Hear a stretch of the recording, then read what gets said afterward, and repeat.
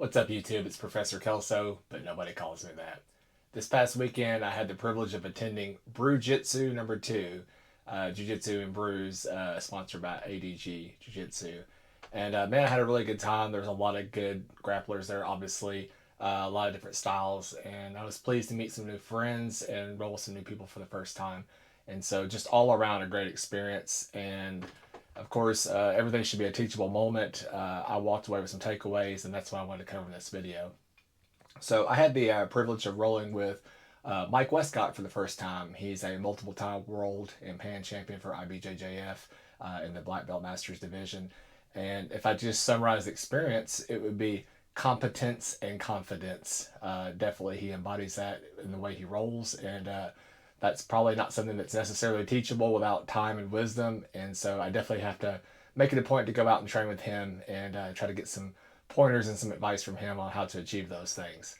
And then secondarily, his student Clark was confiding to me that, he prefers to play a neon belly position as his primary mode of attack. And I had the realization that it's something we don't cover that often.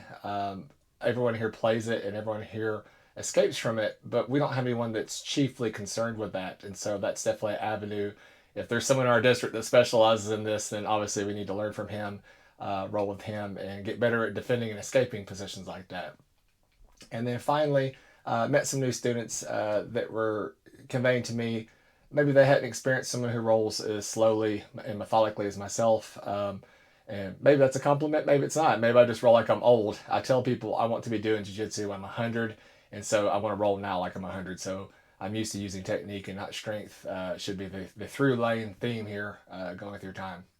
And so I told them, what informs the way I roll would be maybe being concerned with my base posture and structure and then disrupting yours. That's obviously the works of Rob Bernacki at Island Top Team. And so I'll certainly want to give him credit for that. And then he would probably go so far as to tell you he's standing on the shoulders of giants because of Ryan Hall's theory of alignment.